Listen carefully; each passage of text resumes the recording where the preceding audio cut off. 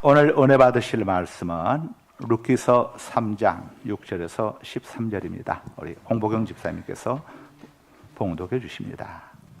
그가 타작마당으로 내려가서 시어머니의 명령대로 다 하니라. 보아스가 먹고 마시고 마음이 즐거워 가서 곡식단 더미의 끝에 눕는지라. 룻이 가만히 가서 그의 발치 이불을 들고 거기 누웠더라. 밤중에 그가 놀라 몸을 돌이켜 본즉 한 여인이 자기 발치에 누워 있는지라. 이르되 내가 누구냐 하니 대답하되 나는 당신의 여종 르시오니 당신의 옷자락을 펴 당신의 여종을 덮으소서. 이는 당신이 기업을 물을 자가 됨이니이다 하니 그가 이르되 내 딸아 여호와께서 내게 복 주시기를 원하노라. 내가 가난하건 부하건 젊은 자를 따르지 아니하였으니 내가 베푸니 내가 처음보다 나중이 더하도다. 그리고 이제 내 딸아 두려워하지 말라. 내가 내 말대로 내게 다 행하리라. 내가 현숙한 여자인 줄을 나의 성읍 백성이 다 아느니라. 참으로 나는 기업을 물을 자이나 기업 물을 자로서 나보다 더 가까운 사람이 있으니 이 밤에 여기서 머물라. 아침에 그가 기업 물을 자의 책임을 내게 이행하려 하면 좋으니 그가 그 기업 물을 자의 책임을 행할 것이니라. 만일 그가 기업 물을 자의 책임을 내게 이행하기를 기뻐하지 아니하면 여호와께서 살아계심을 두고 맹세하노니 내가 기업 물을 자의 책임을 내게 이행하리라. 아침까지 누워 있을지니라 하는지라. 아멘. 아멘. 내가 내 말대로 내게 다 행하리라. 자, 6절을 우리 함께 읽으시겠습니다. 6절 읽기 시작. 그가 타작마당으로 내려가서 시어머니의 명령대로 다 하니라. 시어머니 나오미가 며느리 룻에게 명령한 내용은 이렇습니다. 지시한 내용은 이렇습니다. 목욕하고 기름을 바르고 의복을 갈아입고 보아스의 타작마당으로 내려가라. 보아스가 먹고 마실 때까지 보아스 눈에 띄지 않도록 숨어 있으라. 보아스가 잠든 장소를 정확히 파악해라.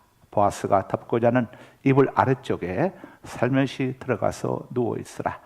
보아스가 너의 청혼을 수용하고 해결책을 알려줄 것이다. 시어머니의 지시대로 명령대로 룻은 다 행했습니다. 자, 그 다음에 어떤 일들이 벌어집니까? 7절입니다. 7절 함께 읽습니다. 시작. 보아스가 먹고 마시고 마음이 즐거워 가서 곡식단 더미의 끝에 눕는지라. 룻이 가만히 가서 그의 발치 이불을 들고 거기 누웠더라. 자, 보릿하자고 저녁 식사를 마친 보아스가 잠자리에 들었습니다. 이것을 지켜보던 룻이 보아스의 이불 밑으로 들어와서 가만히 누웠습니다. 보아스에게 청혼을 하는 겁니다. 그런데 먹고 또 포도주를 마시느라 취한 보아스는 어두운 밤인지라 룻을 미처 발견하지 못했던 것 같습니다. 자, 그 다음에 어떤 일이 또 벌어집니까? 8절에서 9절을 함께 읽습니다. 이렇게 시작. 밤중에 그가 놀라 몸을 돌이켜 본즉 한 여인이 자기 발치에 누워 있는지라. 내가 누구냐 하니 대답하되 나는 당신의 여종 르시오니 당신의 옷자락을 펴 당신의 여종을 덮으소서. 이는 당신이 기업을 물을 자가 됨이니이다 하니. 여기서 밤중에는 자다가 중간에 인기척을 느끼고 깨어났는지 아니면 다른 볼일 때문에 깨어났는지 모르겠지만은 밤중에 일어나 보니 자기 발 아래쪽에 한 여인이 누워 있는 것을 보았습니다. 뭐 요즘처럼 전등이 있던 시절도 아니니까 보아스는 소스라치게 놀랐겠죠. 그래서 놀란 목소리로 물었습니다. 누구냐? 누구요? 그때 룻이 조용히 대답을 했습니다. 저는 당신의 여종 룻입니다. 저는 당신의 은혜를 입기 원합니다. 제가 이런 행동을 한 것은 당신이 저희 집안의 기업 물을 자가 되시기 때문입니다. 자, 룻은 야심한 밤에 자신이 이런 행동을 하게 된 이유를 보아스에게 솔직히 고백을 했습니다. 우리 역시도 힘들고 어려운 일이 있을 때는 가슴에 묻어만 두지 말고 하나님 앞에 나와서 우리의 영원한 보아스가 되시는 전능하신 하나님 앞에서 솔직하게 고백을 해야 합니다. 하나님은 우리에게 고백하라고 말씀하십니다. 그러면 하나님이 응답해 주시겠다고 약속을 하셨습니다. 에레미야 33장 3절입니다. 너는 내게 부르짖으라. 내가 내게 응답하겠고 내가 알지 못하는 크고 은밀한 일을 내게 보이리라. 아멘. 네, 우리가 하나님 앞에 기도하게 되면은 구하는 것만이 아니라 구하지 않는 것까지도 더해 주시는 분이 우리 하나님이시죠. 열왕기하 20장 5절입니다. 너는 돌아가서 내 백성의 주권자 히스기야에게 이르기를 왕의 조상 다윗의 하나님 여호와의 말씀이 내가 내 기도를 들었고 내 눈물을 보았노라. 내가 너를 낫게 하리니 내가 3일 만에 여호와의 성전에 올라가겠고. 아멘. 예. 자, 히스기야가 죽을 병에 걸려 있었을 때에 하나님 앞에 간절히 기도했습니다. 그랬더니 하나님께서 기도를 들으시고 히스기야의 죽을 병을 살려주셔서 15년의 생명을 연장시켜 주시고, 또 그 당시 예루살렘이, 히스기야가 왕으로 있는 유다 예루살렘이 아수로 18만 5천 대군에 포위당해 있었습니다. 그들까지도 다 하나님께서 쫓아주시겠다고 이렇게 히스기야에게 약속해 주셨습니다. 우리가 하나님 앞에 기도하게 되면은 하나님께서는 우리가 구하는 것보다 좋은 것으로 우리에게 응답을 해주시는 좋으신 하나님 되심을 여러분 꼭 기억할 수 있길 바랍니다. 이어서 11절을 보시겠습니다. 11절 함께 읽습니다. 이렇게 시작. 그리고 이제 내 딸아 두려워하지 말라. 내가 내 말대로 내게 다 행하리라.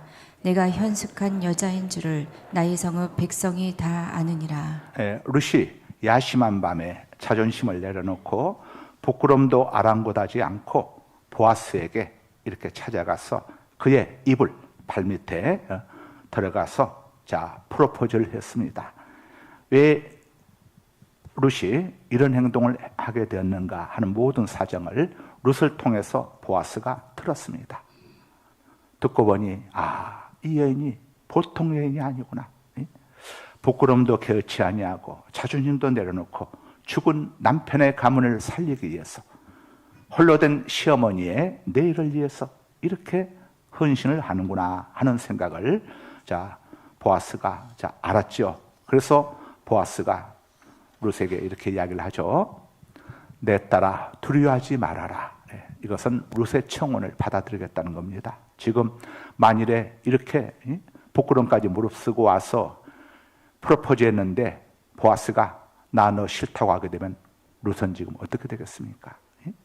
룻의 청혼을 받아들이겠다는 겁니다. 두려워하지 말라는 것은 내가 내 말대로 내게 다 행하리라. 그 말은 룻의 죽은 남편의 가정과 시어머니의 기업 물을 자가 되어주겠다는 겁니다. 아들을 낳아서 죽은 남편의 아들로 이렇게 양자로 호적에 등록을 해주고, 그 다음에 그 아이가 홀로 된 시어머니를 봉양할 수 있도록 해주겠다는 것이죠. 그리고 필요한 토지, 잃어버린 토지까지도, 시아버지가 팔아버린 토지까지도 다 사서 이렇게 돌려주겠다는 겁니다. 그러면서 또 이렇게 이야기를 하죠. 내가 현숙한 여자인 줄을 나의 성읍 백성이 다 아느니라.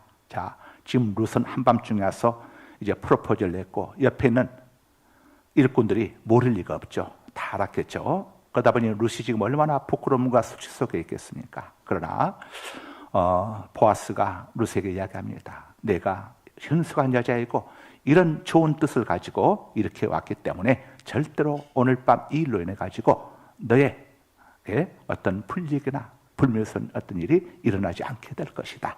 안심해라 내 딸아. 이런 이야기를 지금 하고 있는 겁니다. 룻은 이제 모든 문제에 대한 해결을 얻게 된 것이죠. 룻이 자신의 모든 문제에 대한 해결책을 얻게 된 결정적인 이유는 자신의 문제를 공감해주고 해결해 줄 수 있는 자격과 능력을 갖춘 보아스를 찾아왔기 때문이죠. 보아스에게 도움을 요청했기 때문이죠. 우리가 하나님을 찾아하는 이유가 바로 이것입니다. 하나님만이 우리의 모든 문제를 해결해 주실 유일한 분이시기 때문에 우리는 하나님을 찾아야 하는 겁니다.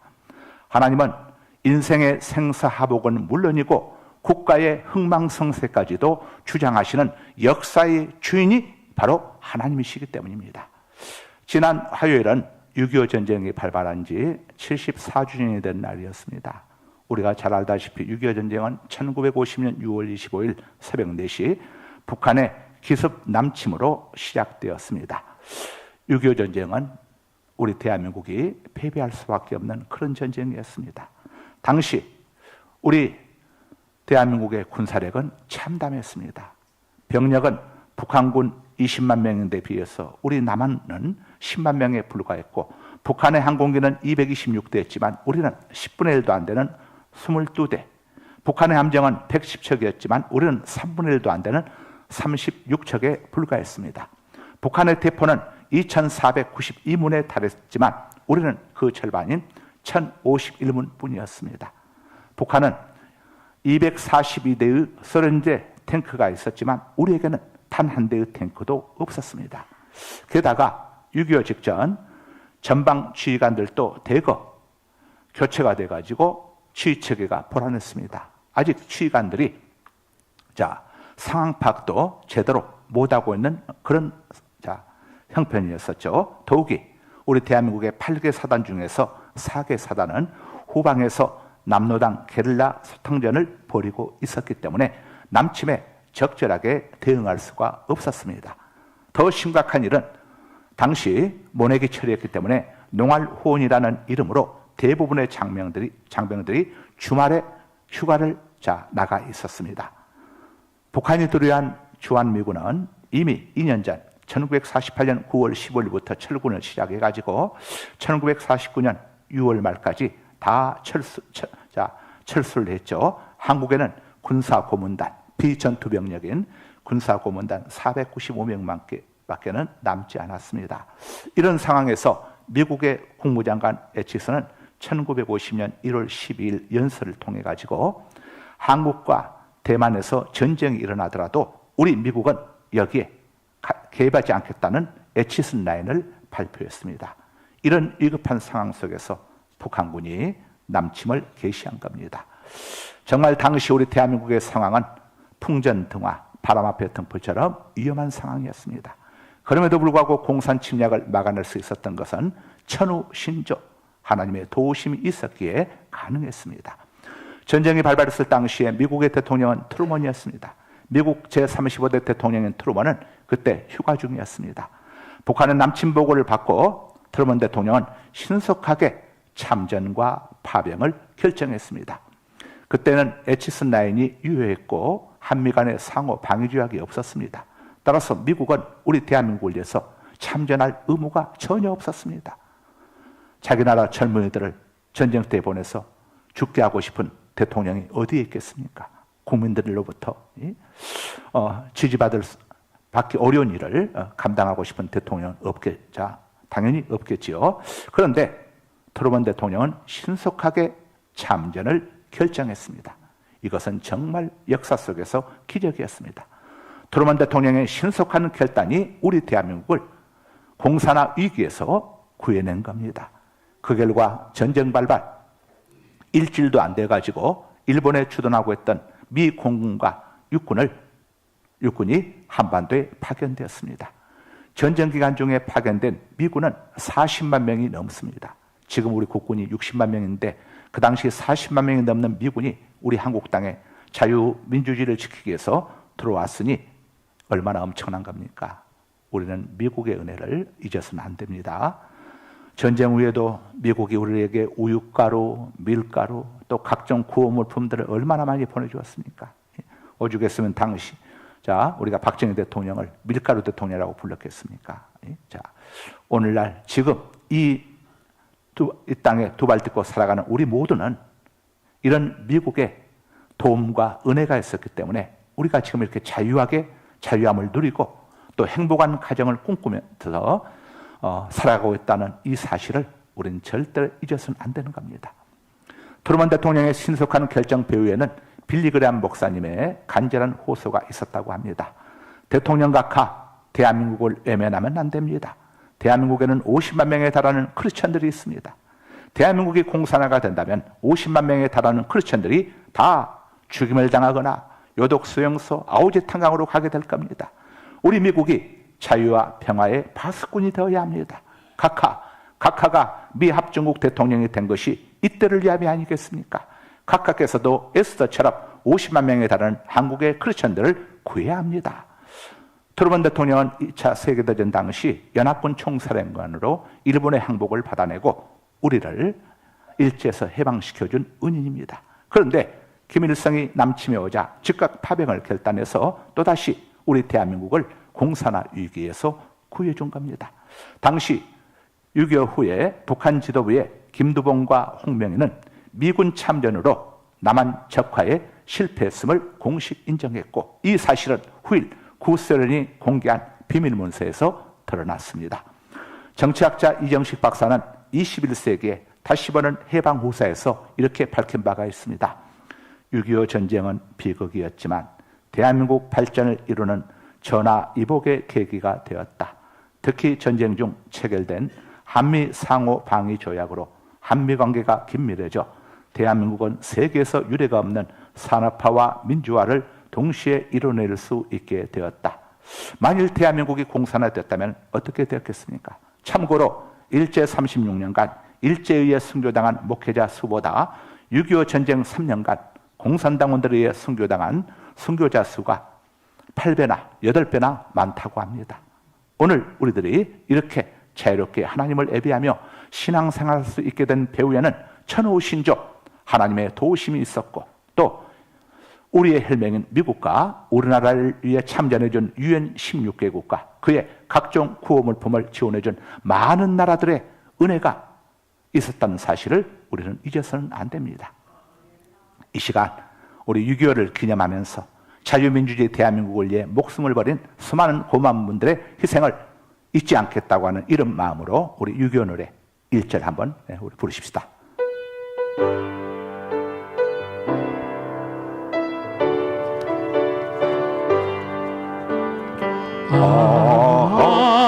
이제야 어찌리 이 날을 조국을 원수들이 짓밟아오던 날을 맨 주먹 붉은 피로 원수를 막아내어 발을 굴러 땅을 치며 의분했던 날을 이제야 갚으리 그날의 원수를. 쫓기는 적의 무리 쫓고 또 쫓아 원수의 하나까지 서서 무찔러 이제야 빛내리 이 나라 이겨내. 이 시간 다 함께 우리 1분 동안 나라를 위해서 함께 우리 기도하는 시간을 갖도록 하겠습니다. 이 시간 우리 두 손 바짝 들고 주여 삼창하신 다음에 우리 대한민국을 위해서 함께 기도하는 시간을 갖겠습니다. 하나님, 우리 대한민국이 자유민주주의 체제 아래에서 마음껏 하나님을 예배하고 열방을 향한 복음을 전하는 선교대국의 나라로 우리 주님 다시 오시는 그날까지 쓰임받는 나라가 되기를 원합니다. 우리 대한민국을 지켜주시고 보호하여 주옵소서. 우리 주여 삼창한 다음에 우리 대한민국 나라를 위해서 함께 기도하겠습니다. 두 손 바짝 들고 주여 삼창합니다. 주여 주여 주여. 할렐루야. 우리 아버지 하나님 감사합니다. 존귀하신 우리 아버지여 고맙습니다. 아버지 주님, 우리 대한민국을 위기에서 건져주시고 오늘의 대한민국으로 만들어주신 우리 아버님을 찬양합니다. 모든 것이 아버지 은혜였음을 고백합니다. 우리 하나님께서 또한 미국을 통하여 유엔군을 통하여 우리 대한민국을 공산화 위기 아버지여 위기 직전에서 아버지여 건져주시고 오늘의 대한민국을 세워주시며 열방을 향한 선교 대국의 그런 나라로 만들어주신 것을 감사합니다. 하나님, 저희 나라를 통하여 영광받아 주옵소서. 주님 다시 오시는 그날까지 열방을 향한 선교대국의 삶을 감당하는 우리 한국교회가 되게 하여 주옵소서. 하나님이여, 우리 대한민국을 지켜주옵소서. 아버지여, 대통령과 영자들 지켜주옵소서. 어둠의 세력이 틈타지 못하게 하여 주옵소서. 악한 자들이 틈타지 못하게 하여 주옵소서. 하나님 보호하여 주옵소서. 아멘.